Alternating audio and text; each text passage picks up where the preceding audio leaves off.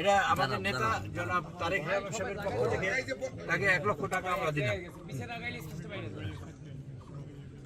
বিষয়টি যখন দুর্ঘটনা ঘটেছে, মন্টু দাসের কন্যা যখন ধর্ষিত হয়েছে, এই খবর পাওয়ার পরে বিএনপি নেতৃবৃন্দ তখন থেকেই এখানে সোচ্চার ছিল এবং প্রশাসনে যাতে তারা কার্যকরী ব্যবস্থা গ্রহণ করে তার জন্য আমাদের নেতৃবৃন্দ যারা এখানে বরগুনায় আছেন তারা সবাই সোচ্চার ছিল এবং কার্যক্রম গ্রহণ করেছেন।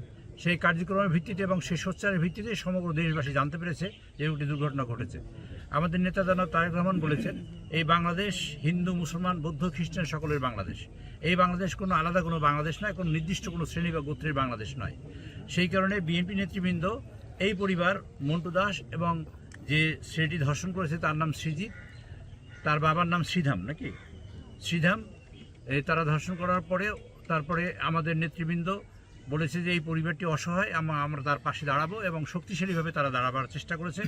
আমাদের পিপি সাহেব, আমাদের সাবেক এই জেলার সভাপতি সাহেব সহ অন্যান্য যারা আছেন, সাংগঠনিক সম্পাদক সহ অন্যান্য যারা ছিলেন সবাই এসছেন। গতকালকে তারা এসে কিছু আর্থিক অনুদান দিয়েছেন আপনাদের। আর প্রশাসনের সাথে আমি কথা বলেছি প্রথম দিন থেকেই, প্রশাসনও এখানে এসছে, তারা আর্থিক অনুদান দিয়েছে এবং খাদ্য সামগ্রী দিয়েছে। আমি এসপির সাথে কথা বলেছি, ডেপুটি কমিশনারের সাথে কথা বলেছি, ওসির সাথেও কথা বলেছি যে কী কার্যকরী ব্যবস্থা গ্রহণ করা হয়েছে। তারা বলছে যে বিশেষ করে আমাদের নেতা জনাব তারেক রহমান সাহেবের নির্দেশে এবং আমাদের প্রচেষ্টায় তারা স্ট্রং ভূমিকা পালন করার চেষ্টা করেছেন। তবে এসপি সাহেব বলেছেন পোস্টমর্টেম রিপোর্ট আসার পরেই আমরা কেবল সিদ্ধান্ত নিতে পারবো, তার আগে তো আমাদের সিদ্ধান্ত নেওয়া সম্ভব নয়। এই মুহূর্তে আমাদের নেতা জনাব তারেক রহমান সাহেব, তার সাথে কথা বলেছি, তিনি আমাকে নির্দেশ করেছেন যে এখানে আসার জন্য এবং এই পরিবারটির পাশে দাঁড়াবার জন্য। তো এই পরিবারটির পাশে আমরা আমাদের তরফ থেকে নেতা বলেছেন এবং আমিও বলতে চাচ্ছি যে সকল ধরনের আইনি সহায়তা আমরা করব আপনাদের, সেটা ফ্রি, আপনাদের কোনো টাকা পয়সা হবে। আমাদের পিপি সাহেব এখানে আছেন এবং উকিল সাহেব এখানে আছেন, 8-10 জন উকিল এখানে আসছেন। ডাক্তার সাহেবদের আপনাদের চিকিৎসার জন্য যেসব আমরা ফ্রি করব এবং আমাদের তরফ থেকে আপনাদের সাহায্য সহযোগিতা করা হবে ফ্রি, এটা কোনো পয়সা লাগবে না। এবং সেই সাথে যে বিএনপির আপনি গতকালকে আমাদের নেতার সাথে বলেছেন যে আপনার সংসার চালানো মুশকিল, দুষ্কর, এবং এই মুহূর্তে আপনি কীভাবে বাঁচবেন, কীভাবে খাবেন, এই বিষয়ে আমরা চিন্তা ভাবনা করছি কী করা যেতে পারে। আমাদের নেতা তারেক সাহেবের পক্ষ থেকে উনি আমাকে যেটা নির্দেশ করেছেন সেটা আপনাকে একটা আর্থিক অনুদান আমরা দেব। আমরা 1 লাখ টাকা ওনাকে দিচ্ছি এই মুহূর্তে, ওনাকে দিব। আর এরপরে ওনার পরিবারের ভরণ পোষণের সংক্রান্ত বিষয় আমরা বিভিন্ন সময় দায়িত্ব নেব এবং দায়িত্ব নিয়ে যাতে এই পরিবারটি সচল থাকতে পারে এবং কার্যক্রম করে ভবিষ্যতে যারা তারা এই বাচ্চাগুলো মানুষ করতে পারে, বড় হতে পারে, সেরকম কার্যক্রম আমরা চেষ্টা করব।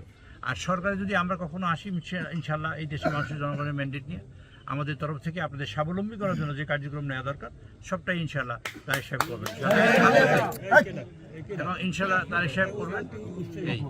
আর আমি জেলার নেতৃবৃন্দকে অনুরোধ করতে চাই এই রকমের যে জেলার নেতৃবৃন্দ যে কার্যকরী ভূমিকা নিয়েছে এবং যে পদক্ষেপ নিয়েছে আজকের এই ভিক্টিমের পাশে দাঁড়িয়ে, এটা প্রশংসার দাবিদার।